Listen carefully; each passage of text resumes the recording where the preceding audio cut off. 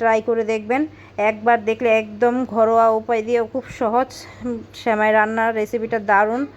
আর এই সেমাইটা খেলে দারুণ মজা লাগবে। এই সেমাইটার নামই হচ্ছে শাহি কোরমা, খেতেও দারুণ মজা। এই সেমাইটা বাসায় তৈরি করে খেয়ে দেখবেন এই ঈদে সবাই অন্য সেমাইকে টাটা বাই বাই বলবে। এই সেমাই এত মজাদার এবং অনেক অল্প উপকরণ দিয়ে ঘরেই এইরকম শাহি কোরমা সেমাই রান্না করা যায়। তো চলুন বন্ধুরা, তো আর কথা না বাড়িয়ে ফুল রেসিপিটা আজকে আপনাদের শেয়ার করব। কি কি উপাদান লাগলো সেগুলো আপনাদের দেখাচ্ছি। তো আমি সেমাইটা তৈরি করার জন্য এখানে অনেক কিছু নিয়েছি, সেগুলো আমি এখানে দেখাবো। তো ঘরের কিছুই সামগ্রী, আমাদের ঈদে সবাইয়ের ঘরে এইসব থাকে, ঈদের জন্য বাজার করে আনা হয়। তো সেই সামগ্রী দিয়ে আমি আজকে এই রেসিপিটা তৈরি করব। তো বন্ধুরা আর কথা বাড়াবো না, তাহলে চলুন মূল রেসিপিতে চলে যাই। তো এখানে আমি নিয়ে নিলাম একটি 4-5টা খেজুর, এখানে 4-5টা চীনা বাদাম, কিশমিশ, কাজু বাদাম, কাঠবাদাম, এখানে কিছু নারিকেল কুচি করে নিয়েছি। আর এখানে 1 প্যাকেট সেমাই নিয়েছি, ফুল 1 প্যাকেট সেমাই লাগবে না, এখান থেকে 3 ভাগের 1 ভাগ সেমাই নেব। এখানে কনডেন্স মিল্ক, আর এখানে নিয়ে নিয়েছি প্রাকৃতিক ঘরোয়া ঘি। আমি ঘিয়ের রেসিপিটা একদিন চেষ্টা করব আপনাদের দেওয়ার জন্য। এখানে হচ্ছে ঘরোয়াভাবে ঘি তৈরি করা, সেই ঘি দিয়ে আমি এখন সেমাইটা রান্না করব। এখানে আমি 1 চামচের মতো ঘি দিয়ে দিয়েছি। এখন যেই উপকরণগুলো বাদামগুলো নিয়েছিলাম সেগুলো একটু কুচি করে নিয়েছিলাম, এই বাদাম খেজুরগুলো কুচি করে নিয়ে এখন এই ঘিয়ের ভিতরে ভালো করে টেলে নেব। এই অল্প সময় ধরে টেলে নেব, বেশি সময় নিয়ে টালবো না। আর চুলার আঁচটা একদম লো হিটে রাখার চেষ্টা করবেন, বেশি পরিমাণ বাড়িয়ে দিবেন না। তো আমি একদম চুলার আঁচ কমিয়ে নিয়েছি, কারণ পুড়ে যাওয়ার সম্ভাবনা থাকে। একদম লো হিট করে এগুলো বাদামগুলো আর এগুলো সবগুলো উপাদান একসাথে মিক্স করে ঘিয়ে ভেজে নিলাম। তো বন্ধুরা দেখুন আমার বাদাম আর সব কিছু ভাজা হয়ে গেছে, দেখছেন ঘিয়ের ভিতরে কি সুন্দর ভেসে উঠছে, এত সুন্দর করে ভাজা হয়ে গেছে। তো আমাদের অফ ক্যামেরায় অনেক ফ্লেভার বের হয়েছে, আপনারা তো বাসায় তৈরি করলেই বুঝতে পারবেন। ঘি এর সাথে এই কুরমার রেসিপিগুলো দিয়েছি, বাদামগুলো কি সুন্দর ফ্লেভার বের হয়েছে, আপনারা বুঝতেই পারতেছেন। তো এগুলো ভাজার সাথে সাথে পুরো গ্রানে ঘর ভরে গেছে। তো বন্ধুরা আমার বাদামের এই মিশ্রণগুলো সবগুলো ভাজা হয়ে গেছে, এখন নামিয়ে ফেলবো একটা প্লেটে। তো এই তেলে এই কড়াইতেই আমি আরেক চামচ ঘি, 2 চামচের মতো ঘি দিয়ে দিয়েছি। এখানে আমি 1 প্যাকেটের সেমাইয়ের 4 ভাগের 1 ভাগ সেমাই নিয়েছি। আমি হাফ লিটার দুধের ভিতরে 1 ভাগ সেমাই দেব। আপনারা আপনাদের দুধের আন্দাজ করে সেমাইগুলো নেওয়ার চেষ্টা করবেন। যদি 1 কেজি হয় তাহলে 1 প্যাকেট সেমাইয়ের অর্ধেক নেবেন। আর হচ্ছে আমি এখানে হাফ লিটার দুধের জন্য আমি অল্প পরিমাণ সেমাই নিয়েছি, 4 ভাগের 1 ভাগ নিয়েছি বন্ধুরা। বেশি পরিমাণ সেমাই দিলে কিন্তু হবে না, এগুলোর একটা পরিমাণ আছে।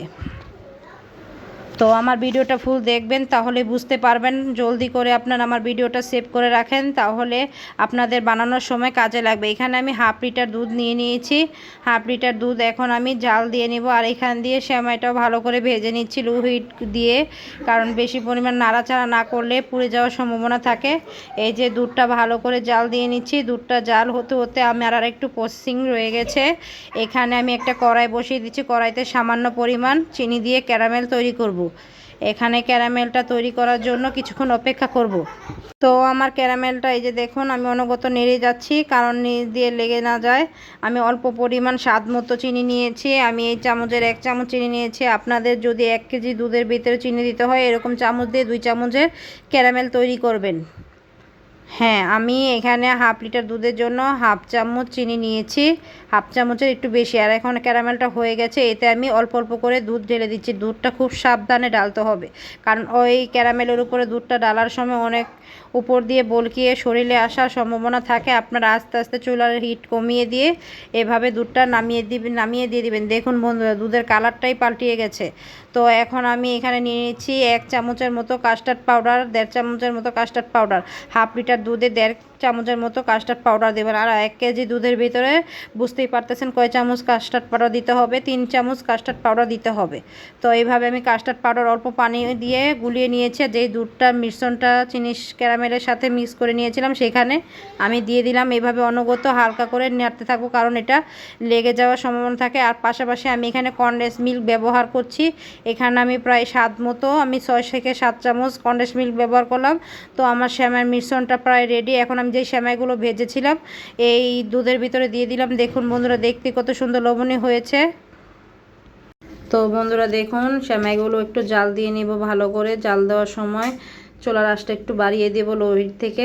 এইভাবে নাড়তে হবে, কারণ এখানে কাস্টার্ড পাউডার দেওয়া হয়েছে, যদি লেগে যাওয়ার সম্ভাবনা থাকে। আর পরিমাণটা দেখুন কত সুন্দর পারফেক্ট হয়েছে একদম। চুলা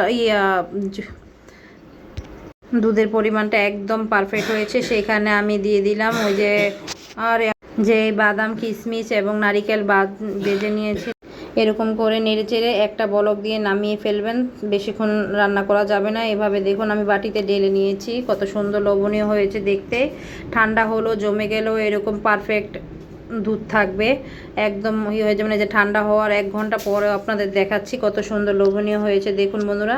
তো এই সেমাইটা এরকম করে বাসায় তৈরি করে খেয়ে দেখবেন, দারুণ মজা হবে। এটা হচ্ছে শাহী কুরমা সেমাই, এত দারুণ মজাদার। এরকম সেমাই ঈদের ভিতরে আপনারা ট্রাই করে দেখবেন বন্ধুরা।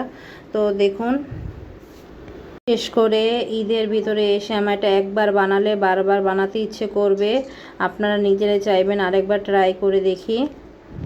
তো বন্ধুরা দেখুন, এত সুন্দর পারফেক্ট একটা সেমাই রান্না করলাম। সেমাইটা দেখতে কত সুন্দর, এই সেমাইটা দেখার সৌন্দর্য, খেতে মজা। এই জন্য এই সেমাই নাম হচ্ছে শাহী কুরমা সেমাই। এরকম সেমাই আপনারা তাড়াতাড়ি জলদি সেভ করে রাখেন এবং আপনাদের বন্ধুদের কাছে শেয়ার করে দিবেন। প্লিজ সবার কাছে অনুরোধ রইল, এই রেসিপিটা সবার কাছে শেয়ার করে দিবেন। দেখতে যেরকম লোভনীয়, খেতে এরকম লোভনীয়। দেখুন 1-2 ঘন্টা পরেও সেমাইটা কত সুন্দর পারফেক্টভাবে রয়ে গেছে।